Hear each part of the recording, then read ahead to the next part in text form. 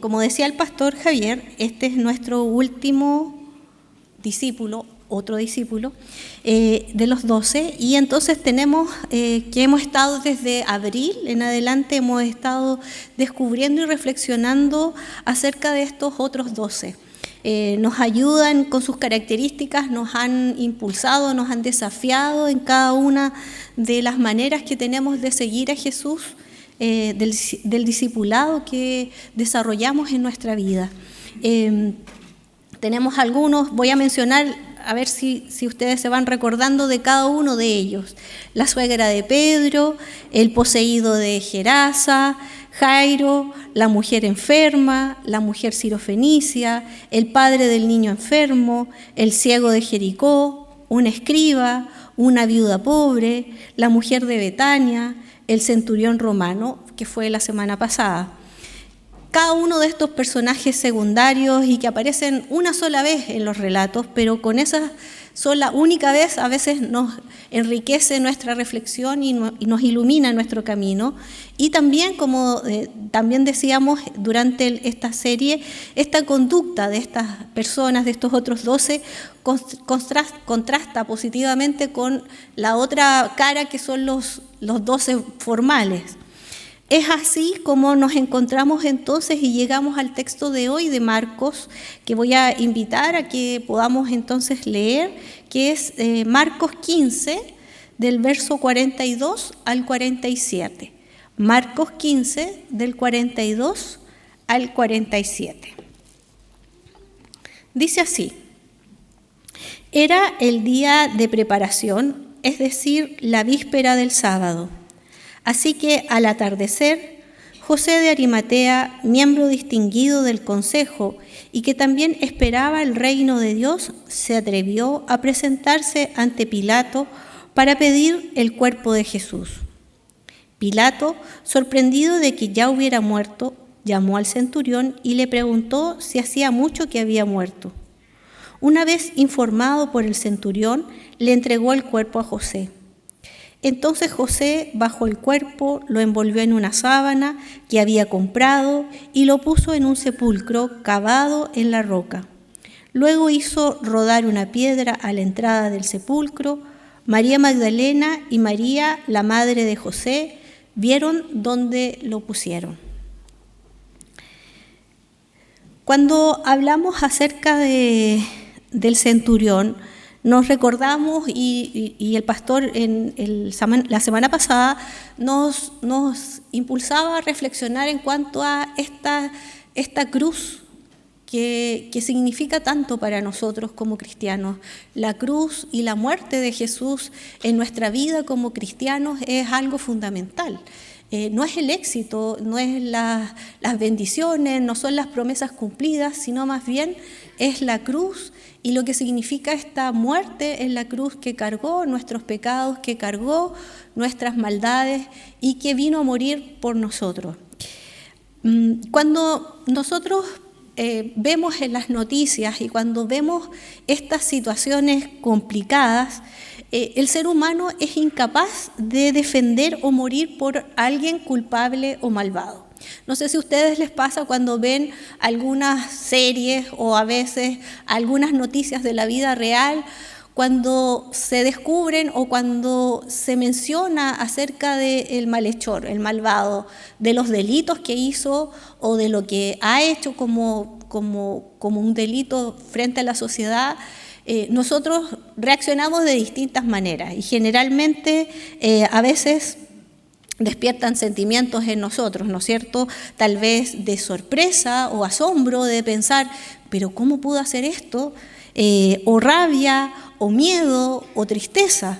Pero generalmente nosotros como humanidad siempre pensamos que los malos o los malvados tienen lo que se merecen, obtienen ese castigo y nadie querría decir, pucha, por este malo yo voy a morir o por este delincuente voy a dar mi vida. Es más, existe una frase tal vez muy popular que nosotros tenemos en Chile, que nadie da un peso por esta persona, que es mala, que es un delincuente. ¿Por qué digo esto? Porque en el discurso del cristianismo temprano, Pablo en la carta a los romanos habla acerca de alguien que murió por los malvados y que nosotros sabemos que es Jesús. Pero me gustaría leerla para que nos demos cuenta en sí de lo que la grandeza de lo que significa esta muerte, y esta muerte por los malvados. O sea, nadie daba un peso por nosotros, pero Jesús sí dio algo más que un peso, dio su vida. Dice así Romanos 5, del 1 al 8. En consecuencia, ya que hemos sido justificados mediante la fe, tenemos paz con Dios por medio de nuestro Señor Jesucristo. También por medio de Él y mediante la fe tenemos acceso a esa gracia en el cual nos mantenemos firmes. Así que nos regocijamos en la esperanza de alcanzar la gloria de Dios. Y no solo en esto, sino también en nuestros sufrimientos, porque sabemos que el sufrimiento produce perseverancia. La perseverancia, entereza de carácter, y la entereza de carácter, esperanza.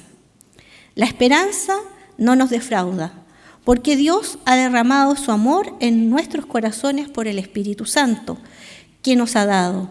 A la verdad, como éramos incapaces de salvarnos en el tiempo señalado, Cristo murió por los impíos. Difícilmente habrá quien muera por un justo, aunque tal vez haya quien se atreva a morir por una persona buena. Pero Dios demuestra su amor por nosotros en esto, en que cuando todavía éramos pecadores, Cristo murió por nosotros. Pablo, intentando explicar lo que es la gracia, lo que es el amor, lo que es la salvación, la entrega que Jesús hace en la cruz por la humanidad, es lo que intenta en sus palabras decirnos en la carta a los romanos. Éramos incapaces de hacer nada, no podíamos salvarnos por nuestras obras, no podíamos hacer nada como humanidad. Jesús es una persona que se atreve, y es una persona que en ese atrevimiento es que se despoja de todo lo que es su grandeza, su gloria, su divinidad, y se encarna en un ser humano, establece relación con nosotros, camina con nosotros y está en medio de muchas personas de distintas culturas, pero está ahí con el ser humano. Y demuestra su amor, no solamente en esa comunión, sino que demuestra su amor sublime cuando va a morir en la cruz por cada uno de nosotros. Esa muestra de valentía, pero también de humanidad, en el que vemos reflejado en esa cruz, y en esa cruz nos muestra este amor grande, esta misericordia inmensa y esta compasión que tiene por la humanidad. Un justo muere por los malvados. Un justo es el que muere por nosotros. Nosotros no éramos buenos. Recordemos un poco lo que decía Pablo, pero muestra su amor en esta muerte. Cristo muere por cada uno de nosotros. Tal vez no estamos en el siglo I, pero sí entendemos que Cristo murió una vez y para siempre por cada uno de nosotros en distintas épocas del cristianismo. Años más tarde, el Evangelio de Marcos, encontramos algunas otras cosas que nos van a ir recordando cómo es Jesús. Pero hay algo en particular que es este atrevimiento o esta valentía de confrontar que tiene Jesús como este personaje que confronta a las autoridades de este tiempo. En el capítulo 12 hay un pasaje, el capítulo 12 está lleno de varias situaciones y ejemplos, y parte con la parábola de los malvados, pero también están otras tensiones o otras discusiones que tienen los maestros de la ley, los saduceos, que le preguntan cosas para probar a Jesús, para ver en qué podían pillarlo y en qué podían hacer trampa para poder matarlo, si eso es, o aprenderlo. Y están ahí tratando de hacerlo caer en distintas con distintas preguntas, como el pago de los impuestos al César. Después le hacen una pregunta acerca, de la resurrección y esta mujer que fallece un esposo y que después se le fallece otro. ¿Con quién va a quedar esta mujer en la resurrección? Van diciendo distintas preguntas muy complejas, y por último está uno de los maestros de la ley y le pregunta, ¿cuál de todos los mandamientos es el más importante? ¿Verdad? Se acercó uno oyendo la discusión y al ver lo bien que Jesús les había contestado, le pregunta, de todos los mandamientos, ¿cuál es el más importante? El más importante es, oye Israel, el Señor nuestro Dios único es, le responde Jesús. Ama al Señor tu Dios con todo tu corazón, con toda tu alma, con toda tu mente y con todas tus fuerzas. Y el segundo, ama a tu prójimo como a ti mismo. No hay otro mandamiento más importante que esto. Bien has dicho, maestro, respondió el hombre. Tienes razón al decir que Dios es uno solo y que no hay otro fuera de él. Amarlo con todo el corazón, con todo el entendimiento y con todas las fuerzas, y amar al prójimo como a uno mismo es más importante que todos los holocaustos y sacrificios. Al ver Jesús que había respondido con inteligencia, le dijo, no estás lejos del reino de Dios. Y desde entonces nadie se atrevió a hacerle más preguntas. En esta tensión que podemos ver acá en estas preguntas, en esta respuesta y en estas ideas y preguntas hay una tensión, pero Jesús se da cuenta de que hay personas, como los maestros de la ley, que tienen sensibilidad al entender y al comprender acerca de esto, del reino de Dios. No es tan importante los holocaustos como los sacrificios, como el amor al prójimo, como el amor a Dios. Cosas complejas que un judío entiende que es muy importante y sobre todo en este tiempo. Pero lo interesante de esto es que de acuerdo a las respuestas que Jesús iba dando, muchas veces los discípulos o las personas no se atrevían a seguir respondiéndole a Jesús. No querían seguir, nadie se atrevía a preguntarle a Jesús ciertas cosas. Y es ahí donde también vemos que el autor de Marcos está situándonos en un eco, que es el eco que vemos en Romanos. Este atrevimiento que tiene Jesús de dejar su gloria y venir a morir por nosotros, los injustos, los pecadores. Pablo está presentando este atrevimiento de Jesús. Es un personaje atrevido, es un personaje que se atreve a contestar ciertas cosas que muchos no tienen o que muchos no tienen la suficiente expertise para explicar, pero él como Dios, como el Hijo de Dios, puede explicar mucho mejor el reino, las cosas del reino.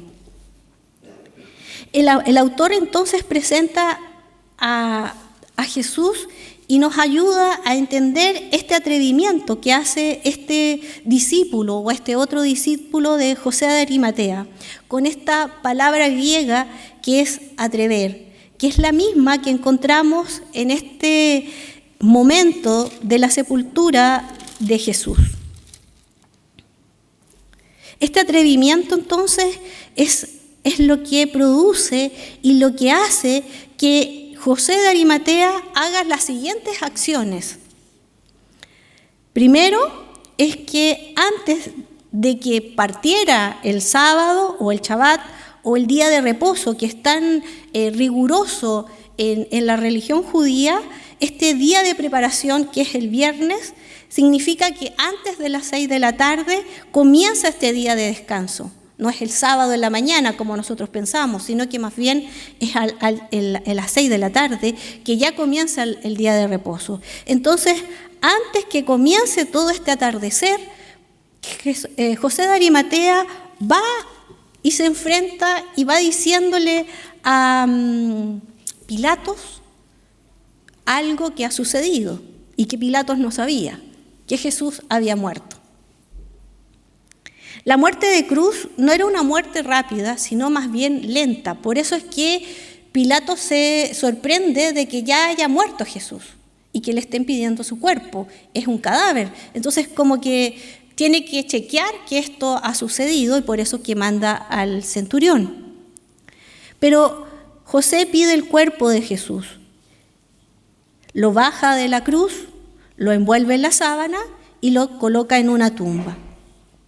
Estas acciones de envolver en la sábana y colocarlo en la tumba son propias de las mujeres. Entonces, la acción que hace José es bastante de acciones características que preparaban el cuerpo, eran las mujeres, las que preparaban y ataviaban el cuerpo de un difunto. José de Arimatea es atrevido a exponer su vida por este justo que es Jesús. Exhibe con simpatía y exhibe a las autoridades políticas que creen en Jesús. Exhibe ante las autoridades religiosas y se reconoce como un seguidor de Jesucristo, aunque esto signifique colocarse en el lado contrario. Recordemos que él es del Consejo o del Sanedrín. José de Arimatea es un judío piadoso que se distancia del resto como respuesta al significado que trae la muerte de Jesús para él. Él oraba para que el reino de Dios comenzara pronto. Y tal vez ahí hay un vínculo y hay algo que él entiende con la muerte de Jesús. Él sabe algo, él entiende algo que no lo podemos ver aquí, pero algo lo hace pedir el cuerpo de Jesús. Cuando los otros discípulos, los 12 formales, se alejan, niegan a Jesús, se ocultan para salvar sus vidas, niegan definitivamente que ellos no son seguidores de Jesús, está José de Arimatea pidiendo el cadáver de Jesús. Están algunas mujeres ahí también vigilando qué es lo que hace José con esto, pero no hay nadie más. Los discípulos formales no están. Está este hombre atrevido. Ser atrevido, entonces, no significa gritar públicamente con la Biblia en la mano, recitar versículos a voz muy fuerte en las puertas de un palacio de gobierno o en las puertas de algún congreso de alguna persona. José de Arimatea realiza una acción positiva, digna de imitar. Su esperanza en el reino de Dios y que éste comenzaría pronto porque Jesús había muerto, le hace testificar y decirle a otros lo que él está creyendo. La muerte de Jesús le hace creer. La muerte de Jesús le hace testificar. La muerte de Jesús le hace quedarse en la vereda contraria a los otros judíos. Recordemos lo que dice el Romanos. Difícilmente habrá quien muera por un justo, aunque tal vez haya quien se atreva a morir por una persona buena.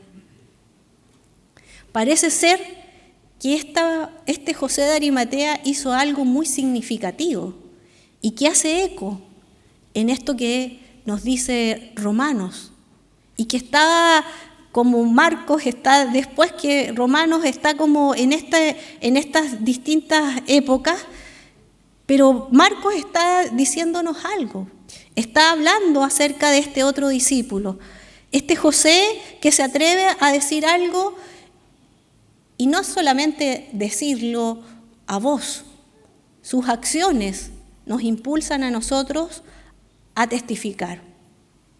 Muchas veces nuestra vida no va a ser fácil. El cristianismo no es éxito. El cristianismo no es popularidad. Ser cristiano es ser seguidor de Jesús.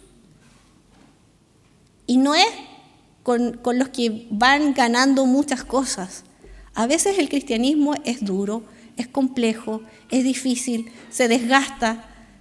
Hay situaciones complejas, pero el ejemplo de José de Arimatea es que nos recuerda el perseverar. Nos recuerda que en algunos momentos de nuestra vida vamos a tener que dar razón y testificar públicamente de que somos cristianos, de que estamos en esa vereda, que seguimos a Cristo, que estamos a veces cansados, pero que vamos adelante, porque Él nos amó primero, porque Él murió por nosotros, porque Él dio su vida por rescatarnos a cada uno de nosotros. Cuando no es muy seguro continuar siendo cristianos, creo que todos y todas deberíamos recordarnos de José, de Arimatea, y darnos cuenta de lo importante que es testificar de nuestra fe con acciones, con las acciones en las que nos diga y le digan a otros: este es seguidor de Jesús, este sigue a Cristo. Fíjense lo que Pablo expresa en Romanos 1:16. A la verdad, no me avergüenzo del Evangelio, pues es poder de Dios para la salvación de todos los que creen, de los judíos primeramente, pero también de los que no son judíos. Pablo no se avergüenza tampoco, de la misma manera que José de Arimatea. El Evangelio es poder de Dios. El Evangelio para los que creen es salvación. Nos ayuda, nos da amor, nos consuela, nos da paz, nos ayuda en nuestra vida. Pero no es solamente para los judíos, sino también para nosotros los gentiles. Que el Señor nos ayude en este tiempo, en que cada uno de estos discípulos u otros discípulos nos desafiaron en nuestra vida, nos sigan desafiando, que no nos quedemos tranquilos, que veamos que estas personas que nos anteceden están como ejemplos para nosotros, los que estamos viviendo hoy día en el siglo XXI, el seguimiento con Jesús. No es fácil, pero el Señor está en medio nuestro. Su presencia nos acompaña. Él dijo que estaría con nosotros y así lo ha hecho. Hasta hoy no nos desampara, nos consuela, tiene misericordia, nos guía, nos perdona, nos consuela cada día y nos da paz. Que el Señor nos ayude y que el Señor nos desafíe cada día y que el Espíritu Santo nos guíe a testificar a otros de este amor y de este poder del Evangelio. Oremos al Señor.